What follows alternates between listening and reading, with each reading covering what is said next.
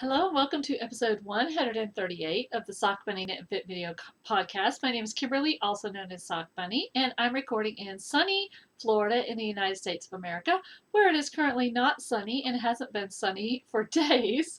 It's been raining off and on pretty much since Thursday night. Today is Tuesday, July 28th, 2015. I am Sock Bunny on Ravelry, Instagram, and Twitter, and those are pretty much the only places that I am these days. And I have a cat next to me, but he doesn't want to be on the podcast. I picked him up and he said, no. So I put him back down. I'm not going to force him to be on here if he doesn't want to. Maybe he'll join us later. He's taking a little nap. So maybe he'll join us later. So what are we going to talk about today? We're going to talk about Sockstravaganza, finished objects, works in progress, spinning, upcoming events, fitness, stash enhancement, tips and tricks, what I'm watching and reading, favorite things, and retreat talks. So that's a lot, so let's hop right into it. Sockstravaganza, let's talk about that for a minute. We are currently about 2/3 of the way done, almost 2/3 of the way done with Sockstravaganza. It started on June 1st. It runs through August 31st. If you have any socks that were less than halfway done on August 1st for the pair, I'm sorry, June 1st. If they were less than halfway done, you can enter them.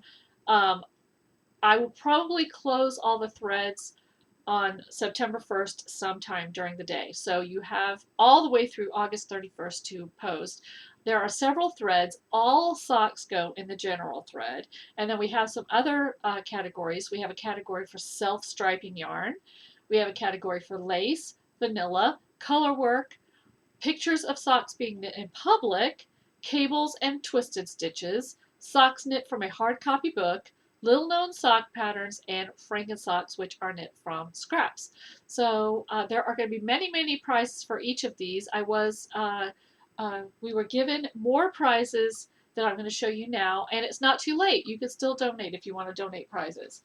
So let me get to the prize box over here. These first three things were donated by Kathy Ann, who is Kathy, obviously, Kathy Ann on Ravelry. She donated three things of sock yarn. The first one is Mountain Colors sock yarn. It's the lupine colorway. This is going in the general thread. This is really pretty. That's going in the general thread. The next one is going in the cables and twisted stitches thread, and this is the Cascade Heritage sock yarn, which is awesome. I've knit with this before and I love it, so you will love this if you win it. And then lastly, she donated, which I so want to steal. This is Dream in Color Starry. Ooh. And the colorway is called Gray Tabby, which is a cat reference. And that is really pretty. Some lucky person's going to win that.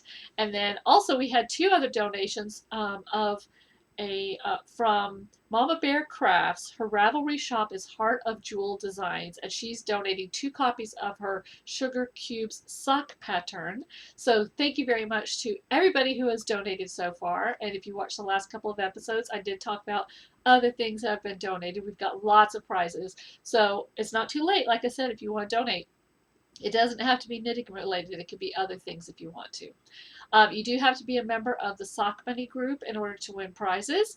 You have to watch the first podcast in September to find out if you won. It is your job to find out if you won, and you will have 30 days to collect your prize, or I'm going to redraw a winner. And I did that for my last prize drawing. I'm not going to hunt you down. It's your job to find out if you won or not. So that is Sockstravaganza. We have over 130 pairs done so far in the general thread, not counting the pairs that I've done. We have over 130 pairs of socks, so that's awesome. So you guys keep on knitting. I have a feeling like towards the end of August, even more people will be posting because I'll be finishing up some things. So thank you to everybody who's participating and who's posting. Okay, finished objects. My first finished object is a pair of socks that I started in January. These are from my personal sock club. I have, for the last 2 years, I've put brown sock yarn in brown paper bags, and once a month I draw out a sock. And these are my January socks. So one's on a sock blocker, one is not. You'll see why in a little bit. So this is, these are my January socks. I dyed this yarn. This is my sparkly base that I was, when I was dyeing. I used that, my sunshine base. Don't look at my nails, they're terrible. I didn't redo them before I podcast. I meant to and I forgot. Just my vanilla sparkly socks that I love. I'm saving all my finished socks for Advent gifts to give myself in November, December this year. And then I also have a hat slash scarf that I made from handspun. You saw the handspun recently. Oh my gosh, disorganized. You saw the handspun recently. This is some fiber that I purchased from Daisy Knits at the last Sock Bunny retreat, and I spun it into a sort of rustic yarn, which you can see. And then I crocheted this cute little flower and knit this hat, and I love, love, love this hat. This is definitely a keeper for me. I like the way the hand spun. I have a lot of pink and then it gets darker towards the top. And then I had a little bit left over, so I didn't weave in the ends yet, but I just made up a random pattern. I cast on 200 and just put it in a circle and made a random, very random pattern and made a matching little cowlette. How does that look? Call Vogue Knitting. I'll be on the cover. Not really. But I do love this hat. This is one of my favorite hats I've ever made. So this is a keeper for me for sure. Not that I get to wear it very often in Florida, and I definitely don't need it today because it is July in Florida, so it's warm. So I love, love, love that handspun. And spinning has been going on, so you'll see more of that coming up. That, again, was dyed by Daisy Knits. And next, I have a sort of finished object, but I'm still counting it as a work in progress until it's done. You might have noticed it just a second ago. I finished knitting the February lady sweater. The knitting is done. I need to buy buttons and weave in ends. But there you go. It is done. This will be a definite, I will wear this a lot, especially like, I keep a sweater in the car for when I go into restaurants. And currently I'm keeping my first sweater I ever knit. You might remember my yellow sweater that I called the Sweater of Doom, because it was my first sweater and it took me like a year because I was so scared of it. So I keep that in the car, so this will join it in the car probably. And the original pattern of the February lady sweater has you do 3/4 length sleeves, but I purposefully wanted to do little tiny sleeves. So once I get the buttons, I'll try it on for you guys and get full length shots and all that kind of stuff. So I love this. The yarn is Cottonese that was gifted to me by Girldale, and it was gifted to her by her friend or our friend. So it's a gifted beautiful yarn. I probably won't knit a sweater with it again. Not that there's anything wrong with the yarn, but I've learned that knitting a sweater out of cotton worsted hurts my wrists. If I knit anything too heavy for some reason, my right wrist hurts. I broke it when I was younger, and I think that's why. So, and knitting anything heavy hurts it. So, cotton sweaters are going to have to be out unless I knit them in pieces. So, and I don't like knitting in pieces, but I don't like pain either. So that is the February lady sweater based on the February baby sweater from Elizabeth Zimmerman's book, and it's a free pattern on Ravelry. Next thing is made out of hand spun. It's in my awesome bag from Knitting Den Kiki Boo bags that I won at the Sock Bunny retreat last year. And this is some hand spun that was gifted to me by Daisy, who dyed the same purple pink yarn that I made the hat out of. This is some beautiful lime green that I think we were in a swap back in 2012. I think it was a Mommy Needs Yarn swap. That's what I have in my notes. So she gifted me this gorgeous, it's 140 grams of gorgeousness, lime green, my favorite color. So I cast on a wingspan, and I had a little mini mental breakdown with the cast on for this. When I cast it on, I don't know. I think my brain wasn't on that day. I don't know. I freaked out, and I even posted to Instagram because this is what it's going to look like. And that's a terrible picture because my printer did a terrible job. But It's by Tricoterie Designs. I'm probably not saying that correctly. She says, stitch markers make everything so much easier. You're going to need 7, which will remain where you place them until the very end, and one different one, which is going to travel with the rows as they get shorter. If you follow the instructions very carefully for the first couple of rows, after that it will become automatic. And so she doesn't tell you right away to put the 7 markers in, so I freaked out, and I was like, I'm doing this wrong, I can't understand it, blah. And I post on Instagram, you know, if you've knit this, please help me. And thankfully, Kitty Girl on Instagram had knit this and talked me off the ledge and helped me. So thank you, Kitty Girl, for helping me with that. So I'm knitting this. I'm knitting it on size 6 needles, and I'm using what I would consider the medium size, because there's a regular size and then there's a medium size and a smaller size that you can do, because she says you can it's a free no, it used to be a free pattern, so I can't say the number of stitches, but there is a normal number of stitches. And then she says you can, of course, let's see, variations on a theme. You can, of course, go on knitting, adding as many triangles as you like, which is what I'm going to do until I run out of yarn. You might like to add a button as a highlight to hold a small shawl in place. Good idea. You have noticed there are 2 figures highlighted in red. If you wish to make the shawl a different size, for instance, if you use worsted or DK yarn, these are the only things in the pattern that need to be changed. For worsted weight yarn, she recommends 1 number of stitches and staggering by a different number of stitches. And for DK yarn, casting on a different number of stitches. And that's the one I used, because I think even though this is probably a heavy fingering or a sport weight, I'm using the DK number of stitches, if that helps you at all, if you have the pattern.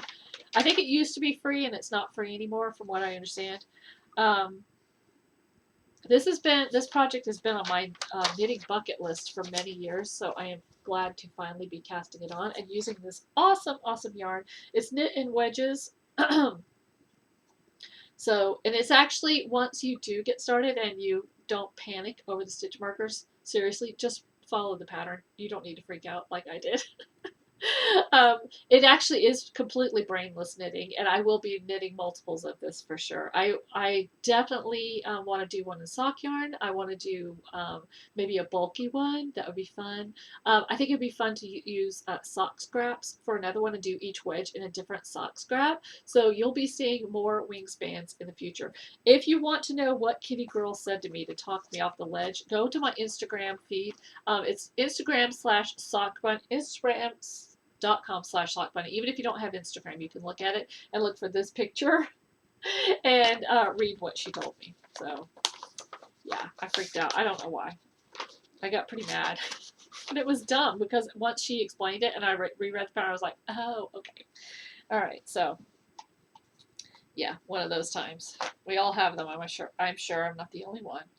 So again, I'm knitting on size 6, and I love it. I had to like stop it so I could work on other things, but I have a feeling I'm going to be full steam ahead with this project in the future.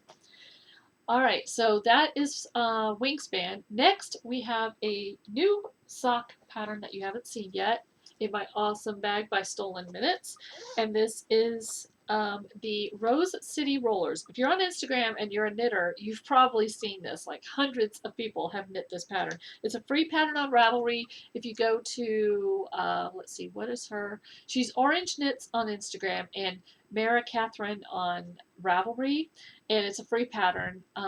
This yarn was gifted to me by Denise of the Knitting Den podcast. It's a speckled yarn from the Lemonade Shop in their olive juice speckled. And I want to put the finished one, yes, I already finished one, on the sock blocker. This is it's a footy type sock. And yes, these do count for Sockstravaganza if you knit footies. As long as they're adult socks, they count. So there you go. And you basically are just knitting, not doing ribbing at the top, just doing plain knitting for however many rows you want. And I think I did 10 rows.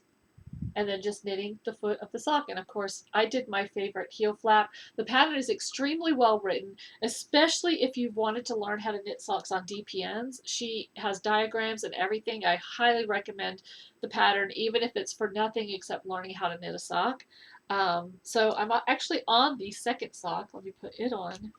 I finished the gusset decreases of the second sock, and I have about 35 rows until I finish the sock and start the toe. Finish the foot and start the toe. So, and knitting with speckled yarn is really fun because you're like occasionally just getting a pop of a different color. This one has green, blue, pink, yellow, brown, red, teal, turquoise. It's got a crazy number of colors in it. Let's see if I can get you a better shot close up. So this is very, very fun yarn. I love yarn that's dyed in this style. So that is a pair of socks that will be done probably in the next day or so. I think I mentioned it. I'm saving all my socks for Advent gifts. I think I said that. I'm pretty sure. All right, so that is Rose City Rollers is the name of the pattern. And next, these next socks, I'm calling them my comic book socks. You might have seen this yarn a long time ago. I started a different pair of socks and ended up frogging them. This is in my, what I call my spaceman bag. I name Space Alien. I name all my bags and socks because that's what I do. This is my Space Alien bag from Knit Run Dig on Etsy, and also Sam from Knit Run Dig podcast. And this yarn is Knit Picks Stroll. In the coloring book, I think, Cartoon. No, it's called Cartoon. Cartoon hand painted. But I call them my comic book socks because it looks to me like colors that would be in a comic book.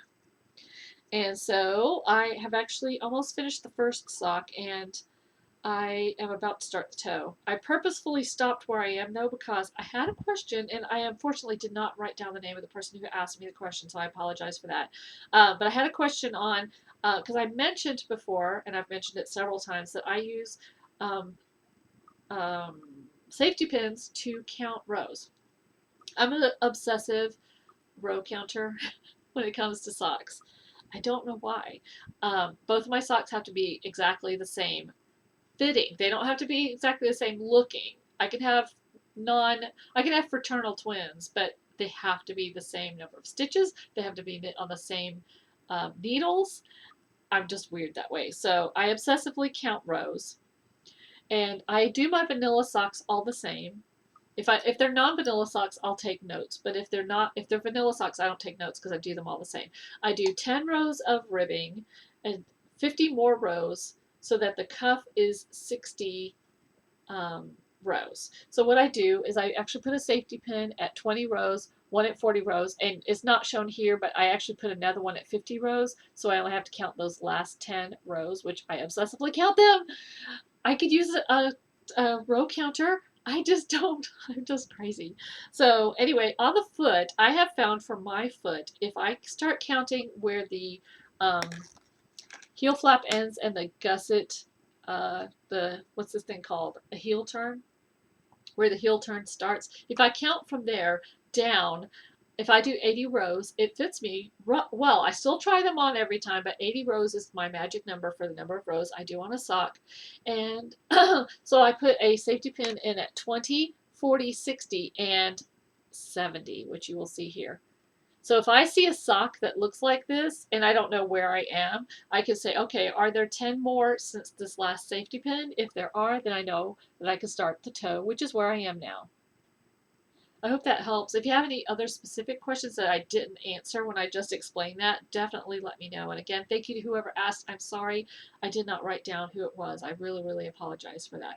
So, and then I leave the safety pins in the same sock. In the first sock, as I'm knitting the second sock, I'll pull them out and put them in the second sock. And what I started to do, I haven't done it in this bag, but what I've started to do is actually pin a whole bunch of safety pins on the inside of the bag. And also I keep a little dish of like stitch markers and stuff next to my knitting area, and just like a little tiny saucer from a teacup. And I keep stitch markers and safety pins in there. My mind went totally blank there for a second. So that's how I count rows obsessively with socks. I don't do it with any other kind of project. I don't do it with sweaters, shawls, nothing. Only socks. I don't know why. As long as it makes me happy, and basically it's just a thing to keep things brainless, because Believe me, if it's not brainless, there's going to be a problem for me anyway. All right, so that's it for works in progress. Let's talk about spinning. I finished something during Tour de Fleece, which runs during Tour de France. I finished it. I actually worked on this, I think, the first 10 days of the tour. This is 8 ounces of merino, and I don't have the tag with me, so I can't tell you who dyed it or what, but this was purchased by my friend Michelle. We went to Rhinebeck 2013 together, and she purchased this 8 ounces and gave it to me to spin for her, and it took me this long to get to it. I've apologized to her many times, but she says, she's really funny, she says, well, I still finished it before she would because she doesn't spin at all. So there you go. So what I did, this is how I spun it, and I learned this, I'm pretty sure, from listening to the Knitmore Girls podcast. I used to listen to them obsessively. I haven't listened in a while. I should probably go back.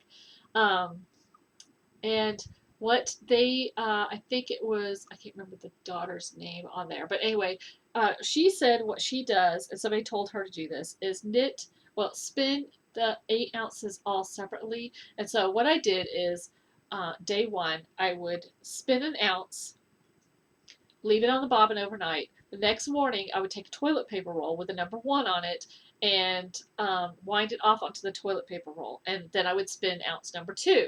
Leave that overnight. And of course, if you have multiple bobbins, you could spin multiple ounces in one day.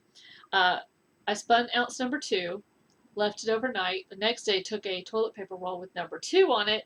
Not number 2, the number 2. Come on. Oh my gosh, that was so stupid. Anyway, I wound that off onto the bobbin. Onto the toilet paper roll. And then I did that for the first 8 days. So I had 8 separate ounces. And then I plied number 1 with number 4, number 2 with number 5, number 3 with number 6, and number 4 with number 8, because evidently, especially if you're a semi-novice spinner, like I still consider myself to be a novice spinner, even though I've been spinning for 4 years, your spinning can be inconsistent, and so from beginning to project to end of project, this should even things out. And I think I got, well, it's not a perfect yarn by any means, but it looks pretty good. I don't know the exact yardage yet. I know it's at least 400 yards, but I haven't done an exact count yet. And this is in 4 separate hanks. It's not, I spun 2 ounces together, and there's 4 separate hanks here for her. So, and I asked her, and she wants me to put it in cakes for her. So I will do that, and then I'll mail it, because she lives in Massachusetts, Stockbridge, Massachusetts. So I am so happy to be done with this. And again, Michelle, if you're watching, I apologize. I don't think she watches, but I apologize for it taking me so long. And also, I've been spinning on my trindle. I just really haven't been in the mood to spin. I don't know why. And that's one of the reasons why I cast on the hand-spun hat and the hand-spun shawl, because I figured even if I'm not spinning, if I'm knitting with hand-spun, that's at least, while I'm watching Tour de Fleece, Tour de France, that's at least spinning related. And I think I need to make it a policy to, at least as much as possible, always have something hand spun on the needles, because I have so much hand spun and I really, really enjoy knitting with it. I need to knit with it more often. So I am spinning currently also on my trindle, which is from Trindle Man on Etsy. It's a spindle. If you haven't seen one of these before, it's a spindle. And these parts on some of them are interchangeable if you wanted a different weight spindle. I can spin way thinner on here than I can on my wheel for whatever reason. I think it's because this is so lightweight. And this is some fiber that I got in a swap. It was a dyer swap from Cloth and String. And I really like it. I think this might be the first maybe ounce. I don't know. I'm just spinning it. And again, I put it on a toilet paper roll with a number 1 on there.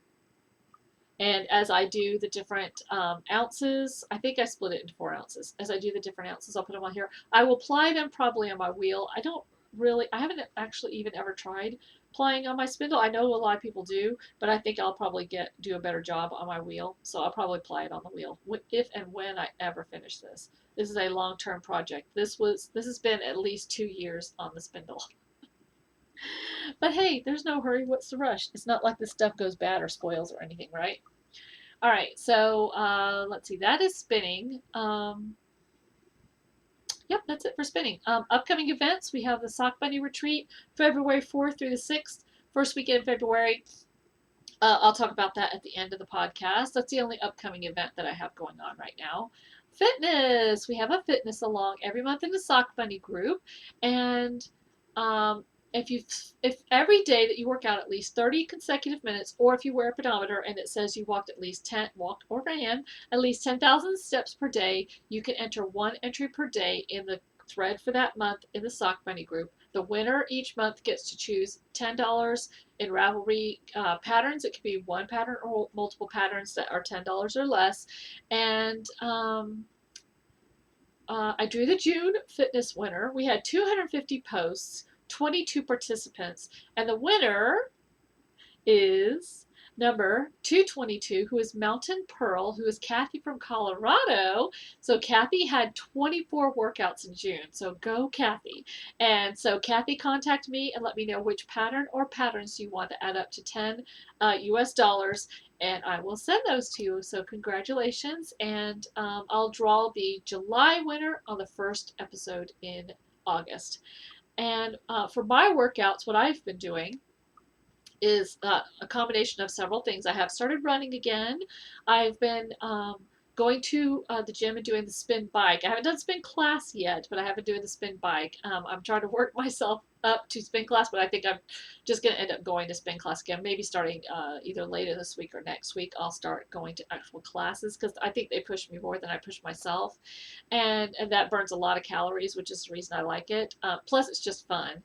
And then also, I bought, used from a friend, a mini trampoline. Now, years ago, I had a mini trampoline, and I tried using it, but it drove me crazy because it had springs, and it was so loud. I would try to watch TV and jump on the trampoline or jog in place on the trampoline, and it would be so loud, it would irritate me, and I couldn't hear the TV. So my friend had one that she wasn't using, so I bought it from her. It doesn't have springs or coils, and it's silent. And I love it. I've been using it so much. I've been using it several times a week. And so I've been listening to 80s music on Pandora or disco or Motown, different things like that. Also, if you have a Roku, I found a channel. I think it's called Flashback 80, and they play all 80s music videos, good and bad and horrible and great. And so I've been enjoying that. And driving the cat crazy. He's laying here sleeping next to me. Actually, I should totally show you guys what he looks like. He's laying, oh, I don't want to wake up. Don't wake up the cat. Let me show you what he looks like. He's sleeping. He's over here sleeping. Hey, Pumpkin. He's over here, his little ball. Hey, Pumpkin. Pumpkin. Pumpkin, pumpkin, pumpkin. He's sound asleep. It's prime sleeping time. This is not awake time. This is a sleep time. So, anyway, it drives him crazy. He doesn't like the trampoline, but that's just too bad. So, mommy's got to do what mommy's got to do. Let me fix this. Okay. So, sorry about that. Sorry about that. Okay. So, that was our pumpkin cameo. Sleepy pumpkin. So that's what I've been doing for my workouts, running, cycling, and trampolining. So, and let's next talk about stash enhancement. Kathy, who had donated these 3 skeins of awesomeness, also donated to me some very beautiful yarn that's going to be a little shawlette, I can tell, or maybe like a long skinny scarf. This is very, very beautiful. It is Celebration Fibers. Let's see, is that who it is? Molly Peterson's is the she's a hand weaver, spinner, and dyer on, hold on, Whidbey Island, wherever that is. I don't know. But anyway, here's her tag if you want to see it. Focus, focus, focus. It's not going to focus. It's Molly Peterson's. It's really, really pretty. So thank you, Kathy, very much. And she sent me a sweet little card, and I have it on my desk because it's got a cute little sentiment on it. So thank you, Kathy. And next is tips and tricks. We're going to be talking about knitting without looking. Um, I guess I just took it for granted that most people do this, but I was actually having a conversation with my friend Girldale, and she said that she just started knitting without looking, and it's something I've been doing for a few years. I wanted to do it because I wanted to be able to walk and knit at the same time. Because sometimes the way I'll get my steps, like say I'm short of steps, or sometimes all of my steps will be gotten this way. I will walk back and forth in front of the TV, drive the cat crazy, and knit and walk at the same time. I've also walked outside. I've walked around theme parks and knit. I like to walk and knit. So I wanted to be able to do that without looking because obviously you don't want to trip and fall because you're looking at your knitting. Going to the mall with especially my older daughter Sarah, she is not fun to shop with. She takes forever to make up her mind over every little thing. Rachel's like me. She's like back, yeah, I like it. Okay, I'll buy it, whatever. Sarah is, she'll drive you crazy. So I actually, when I go shopping with Sarah, I always have a sock on the needle because I'm going to be standing there knitting for a long time while she makes up her mind. So, and oh my gosh, yeah, I know at least 5 years I've been doing that with her. So, because I remember when she was a senior in high school and we were shopping one time, and I remember having my knitting and it being the only thing that kept me from killing her. So, it's definitely good. A lot of people say they knit in movies. I don't. I knit while I'm waiting for the movie to start, but once the movie starts, I put the knitting away because I want to be able to like focus on what is going on in the movie. But if it's a movie at home, I will knit during it. So I like to be able to walk. A lot of people ride stationary bikes. You can't do it on a regular bike, I don't think. I mean, that would be weird to watch the Tour de France and have them knitting while they're on their bikes. No, that would be funny, but no. Um, so a lot of people do different forms of exercise. You could do a treadmill while you walk, stuff like that. Treadmill while you knit. So when I first started knitting without looking, though, I started on dishcloths because if you mess up on a dishcloth, who cares? And you can do knitting and purling. So I can knit and purl, and I can actually do ribbing without looking. But if it's lace, I look. I don't do lace. So like say when I was working on that sweater, my February lady sweater, the lace rows, I would pay attention. But then when you're purling back, I could just not even have to look at it because I could purl without looking. The thing that got me thinking about this subject was actually shortly before Dale and I had the talk about this. I follow Webb's Yarn Store on Twitter, and they posted a video that somebody had done about knitting without looking. So if you go on YouTube or just Google it, there are people that have made videos about the subject, maybe that will have more concrete tips than I'm about to give. But my tips are, again, to start with something simple. So if you want to knit without looking, I would say my tips would be cast on before you get to where you're going. Like say you want to knit during a movie. Don't think you're going to cast on during the movie. Cast your sock on at home and then take it to the movie and work on it. I wouldn't try to walk and cast. I mean, you probably could, but walking and casting on would be confusing. So if I know I'm going to be going somewhere, like to say I want to take a sock to Busch Gardens, I will cast it on at home and then knit on it where I'm going. Second of all, do something pretty brainless. Don't try to do an intricate pattern to start off with anyway. Once you get going and you're good at it, you can do whatever you want. But start off with simple, like do a simple dishcloth that's all knit, or do one that is stockinette where it's knit rows versus purl rows and so forth. If you mess up, who cares? Um, do a simple scarf. You know, if you do a like say you're afraid you're gonna drop a stitch and maybe have to rip everything out. If you're doing a dishcloth, if you have to rip that out and start over, that's not that big of a deal. So that's what I recommend starting off with. I always recommend people start with dishcloths for everything anyway, whether you're trying to learn lace or cables or even just how to knit. I think dishcloths are a good way to go. So let's see, what other tips would I give? I think that's pretty much it.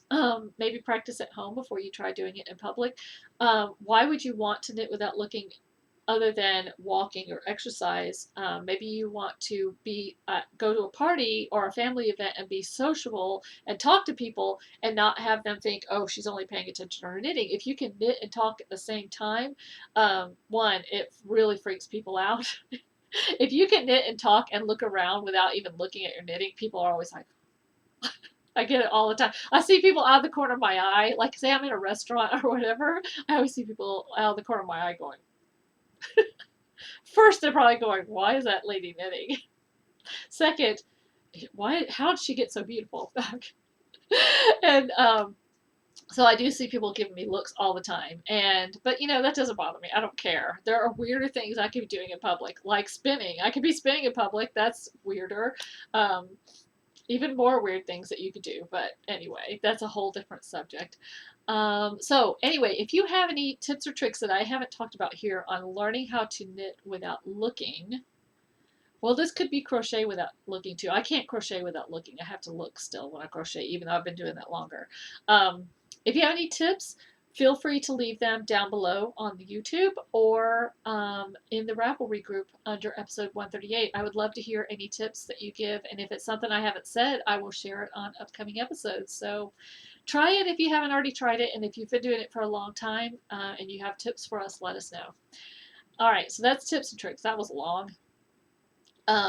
Okay, now we're going to talk about what I'm watching and reading. I watched all of Tour de France. I got the web app for the PC, so I could watch it on my PC. It was like $30, but no commercials. The downside to that is that it's the full thing that they show, and it's anywhere from 3 to 5 hours a day for 21 days. There were 2 days where they didn't race, and those were like, it's a break. I don't have to watch something today. And even yesterday, because I finished watching it on Sunday, and then yesterday I didn't have anything I had to watch. It was so weird. But the good thing about getting the web app is that I could watch it once the race was over.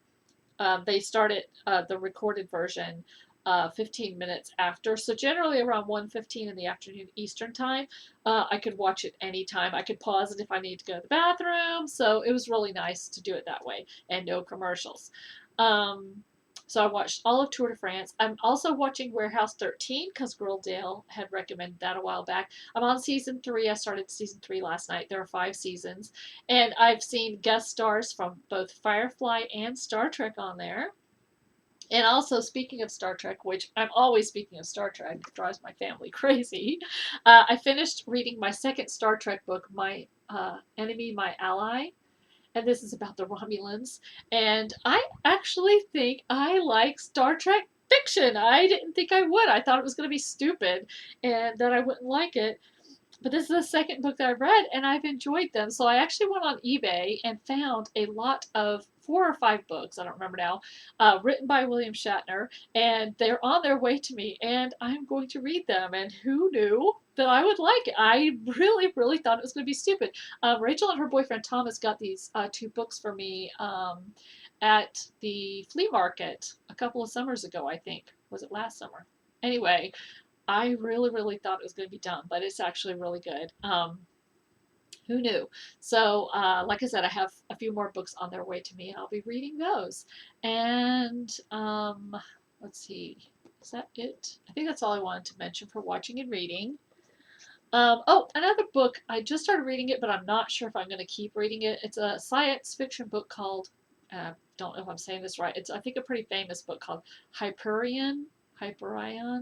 I don't know. If you've read it and you have an opinion about it, let me know. I've read the first few chapters and I'm like, I don't know if I'm going to finish it. So, and I'm not normally that way with books, but this one's sort of weird, even for science fiction. So if you have an opinion about that book, let me know.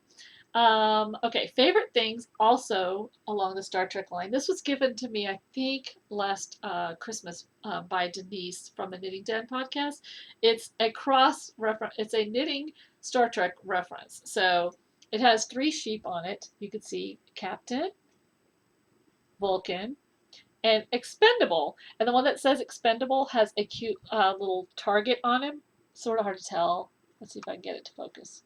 There you go. See, he's got a little outline of a target on him, and I think this is so funny. If you've never watched Star Trek original series, you may or may not know that it became a thing on there that if you were wearing your red uniform, there was a chance that you were going to die during that episode. A high chance. For example, if you're watching and several people beam down and you're wearing red, you're probably going to die. So that's just really, really funny. And if there's a team of people beaming down to a planet and you don't know that guy's name, that guy's probably going to die. So this is just, it cracks me up. So thank you, thank you, thank you again, Denise, for this mug. It makes me laugh every time I see it. So anyway, that's one of my favorite things. Next, we're going to talk about, the rest of the episode is going to be about the Sock Bunny Retreat. So if you don't want to hear about the Sock Bunny Retreat, goodbye. Don't forget to enter your fitness into the fitness thread. And we also have prayer request threads in the Ravelry group.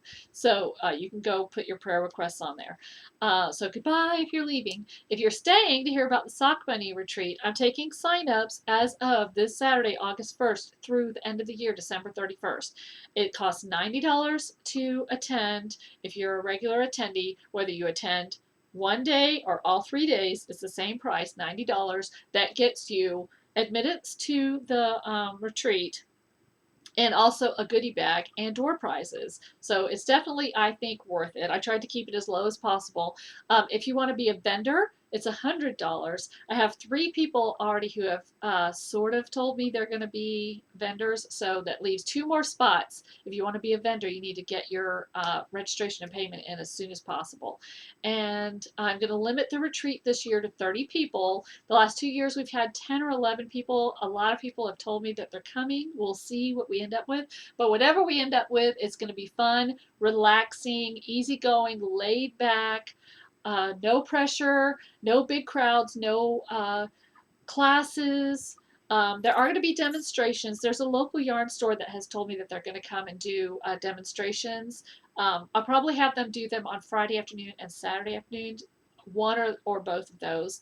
I was thinking about doing a demonstration of knitting with beads, if anybody would be interested in that. If you have something you want to demonstrate, it's going to be informal. Just you could say, hey, I'm going to be doing a demonstration on how to do the magic knot, or like last year Sam Knit Run Dig Stealth Dragon showed us how to do the German twisted cast on. So if you want to do something like that, just let me know.